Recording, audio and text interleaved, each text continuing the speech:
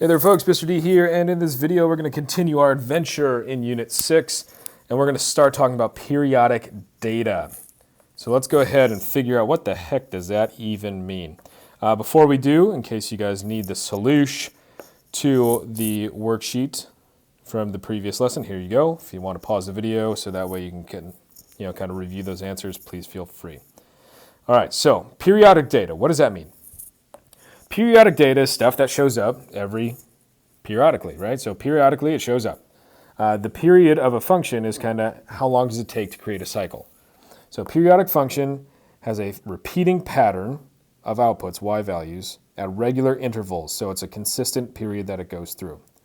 One complete pattern or period is called a cycle, and that cycle can start at any point on the graph.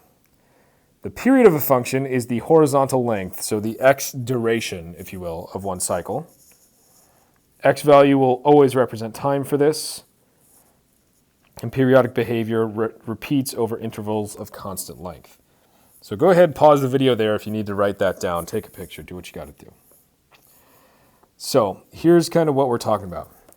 I've got a graph with a clearly repeating pattern, right? We have this kind of ziggy-zaggy pattern that repeats over and over and over and over. And what I can do is I can take a look at that and focus on one portion of the graph. So it's highlighted there in red. And that portion of the graph repeats itself over and over and over. And it goes forever and ever and ever and ever and ever. The period of this function is going to be how long from start to finish does that thing last. From start to finish, how long does that thing last? So the way you could do that is look at the x value from start to finish, how many units have gone by, right? If I go from 2 to 3, 4, 5, 6, how many units have gone by? From 2 to 6, that would be 4 units. That would be the period of the function. Now you can draw the period of the function in there in a myriad of different ways. Here we kind of went from a maximum to a maximum. I could have gone from a low point until I get back to a low point, and that period would repeat itself over and over. Or you'll see on this period right here, we kind of went from the midline, and when does it cycle back? So the period of this particular function would be 4 from start to finish. Let's take a look at some examples. Okay. We want to analyze the periodic functions, identify the cycle in 2 different ways, so that's the period here. And what is the period of each function? All right. So both of these are periodic. The first one, I'm going to analyze it one way by saying this little squiggly is a repeated pattern, because I can kind of copy paste that over and over and over, and it constantly repeats itself. So that's one way to visualize it. Or I could go through and I could start maybe at the high point here, kind of swoop down. When do I get back up to the high point? That's another way to copy paste that over and over and over. That would repeat. Heck, if I wanted to, I could start from the bottom. When does it cycle back to that starting point at the bottom as well? And that pattern repeats over and over and over. So there's a few different ways that we could kind of visualize that repeated pattern here. If I want to know the period of this function though, what I need to do is figure out when does it start. So if I picture like start to finish that little region of the graph. From start to finish, how long did that take? So from -3 to +1, how long did that take? Well, that would be 4. So the period of that first function would be 4. The second function, I've got a zigzag, so I could do from the low point to the low point, right? That pattern kind of gets copy-pasted over and over. I could go from high point back up to high point.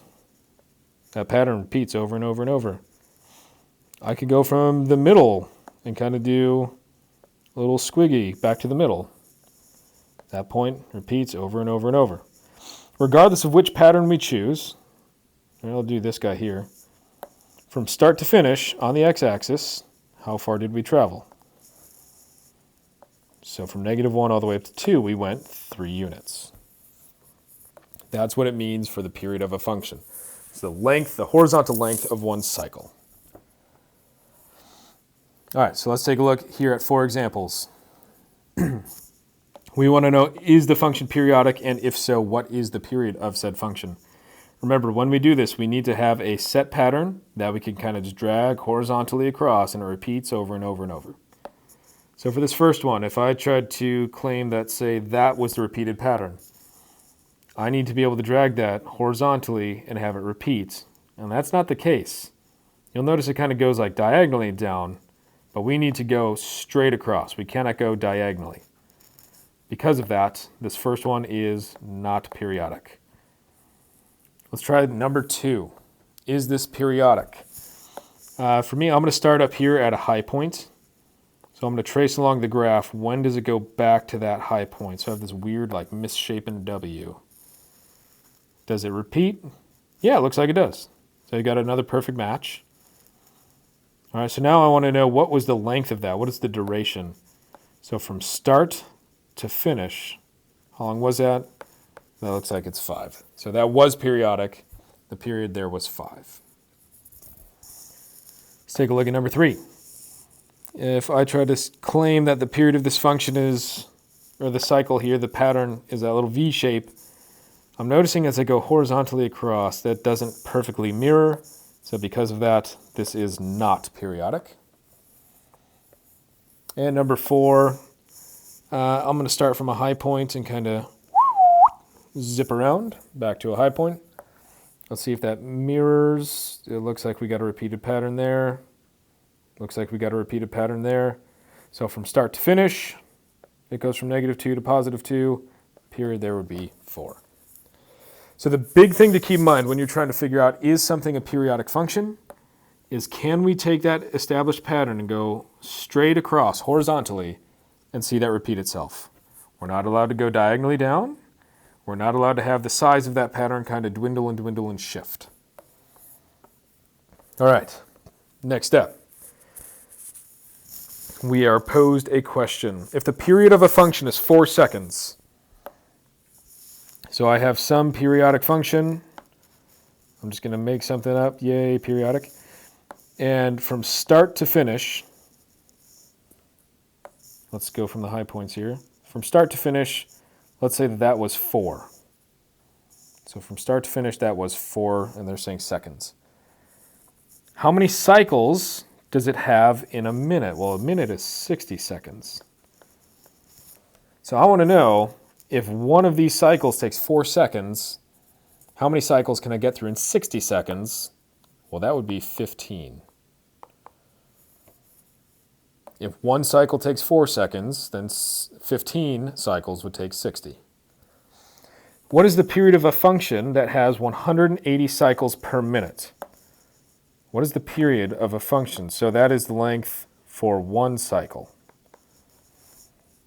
Well, if I know there's 180 cycles, right, for 1 minute, I'll call that 60 seconds.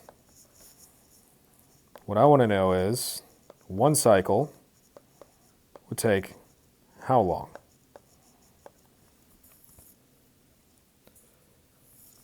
Well, we could treat this like a proportion, right? And we could just straight up cross multiply it.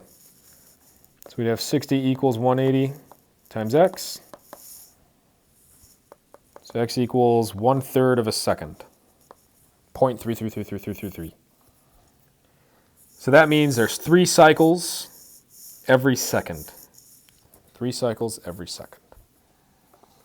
All right, let's take a look at some real-world examples of where periodic functions might come into play. Where are some patterns that repeat over and over and over? Temperature fluctuations is a big one. Yes, they do vary year to year, right? If there's a polar vortex, that's going to change things. But typically, you get cold in the winter, warm in the summer, cold in the winter, warm in the summer.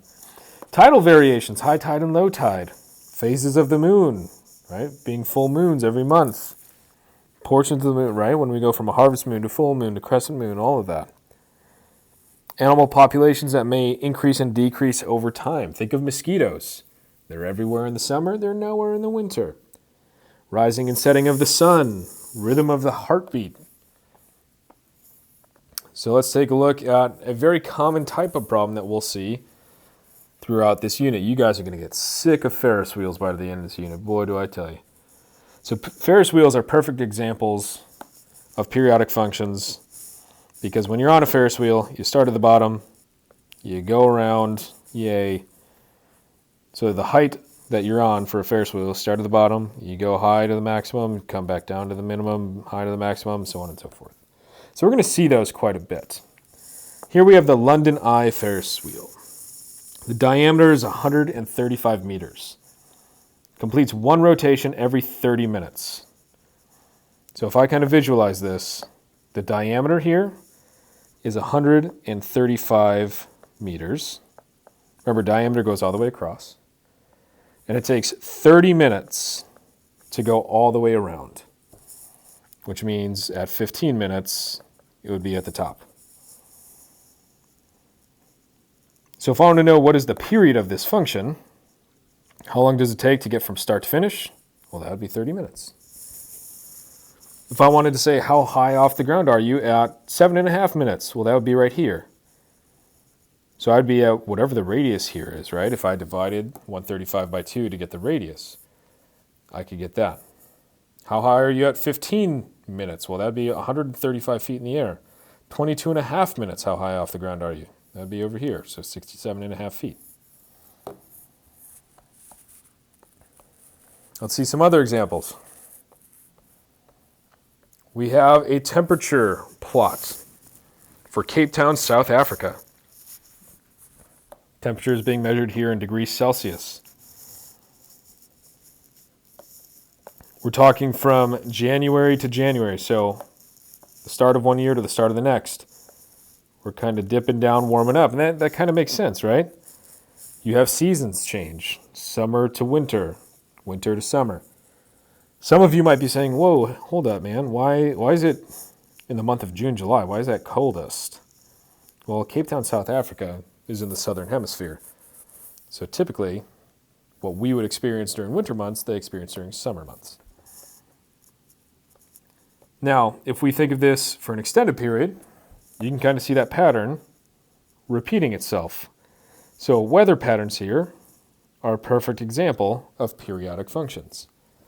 And what this allows us to do is it takes behavior of one portion of the graph, and we could say, hey, what would the temperature be at, I don't know, month 548?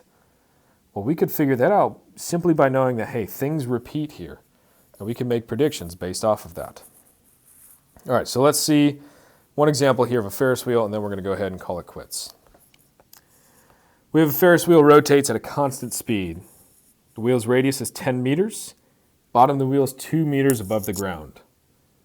From a point in front of the wheel, Andrew is watching a green light on the perimeter of the wheel. So pretend there's a little green light right there on the wheel. So I drew a little green light. Yay. He notices that the green light moves in a circle, as one would expect. The wheel takes 100 seconds to complete one revolution. Assume that at t equals 0, the light is at its lowest point. So here's what we're going to do. We're going to draw a picture. Every time you draw a picture, it should look something like this. You'll have your wheel that's kind of elevated off the ground. This number here will vary from problem to problem. Your radius will vary from problem to problem. Okay? The big mistake some folks will make is they will think, hey, if this is 10, this is 2, at this point we're 12 meters off the ground, therefore this would be 24. And that is not a true statement. The reason for that is the radius from middle to top is also another 10. So what a lot of people think, hey, this should be 24. No. This is actually going to be 22 meters up there. Okay? So whenever we draw out our Ferris wheel diagrams, here's what I want you to do. Label up the bottom of your Ferris wheel. So that's 2 meters off the ground. Label up the middle of the Ferris wheel. Well, that would be 12 meters off the ground. And then label up the top of the Ferris wheel. In this case, it's 22 meters off the ground. So we're going to label up the heights. The distance between the middle and the high point and low point should always be the same, which kind of makes sense why this can't be a 24. The difference from 12 to 24 is not the same as 12 to 2. So the distance between the middle and the high and low points must be the same. on each side. So we're going to label up heights. Then what we're going to do is we're going to label up our rotations using time. Now they said this thing, oh, that's a horrible circle. This thing takes 100 seconds to rotate around. So at 0 seconds, we start off at the ground. And then at 100 seconds, we're back to the ground. That means halfway, 50 puts us at the top.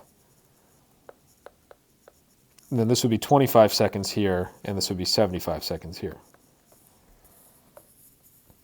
So that's about all the labeling I can do so far. Let's figure out what questions it's going to ask us. How high is the light at 25 seconds? Well, at 25 seconds, it's at the middle. That middle height is 12 meters. How high off the ground is the light at 50 seconds? So 50 seconds, there's 25, there's 50. Well, at 50 seconds, it's all the way at the top. That's 22 meters off the ground. How high is the light off the ground at 375 seconds? Holy crap. Well, after 100 seconds, it's back to 0. And after another 100 seconds, it's back to 0. Then after another 100, I'm up to 300 seconds now. I've been on this Ferris wheel forever. So after 300 seconds, I'm back to 0. So what I can do is kind of think of this not as 375 seconds. I'm going to think of this as 75 seconds because it's going to behave the same. It's a pattern that repeats itself. So instead of saying 100, 200, 300, and then counting up to 75, I can just go straight to 75 seconds here. And it would be at the middle line, which is at 12 meters. So we're going to see more examples kind of like that, where we're going to predict something that happens way further out and how we could solve that using periodic behaviors. We're also going to start seeing graphically what these things might look like. Right? If I have a time axis and a height axis, and we know that the lowest point here was at 2, and the highest point was at 22, and the little midline was 12. If we get on the Ferris wheel, 2 meters off the ground, we slowly go up to the high point, come down to the low point, back to the high point, low point, high point, so on and so forth. The time it takes to do that was 100. So what we're going to start seeing is our graphs now being stretched out kind of horizontally. So that's coming down the line. Act surprised when we get there. All right, that's going to wrap it up for this lesson. You know the drill. If you have any questions, please don't hesitate to ask. As always, folks, good luck, have fun, be safe, roll tide.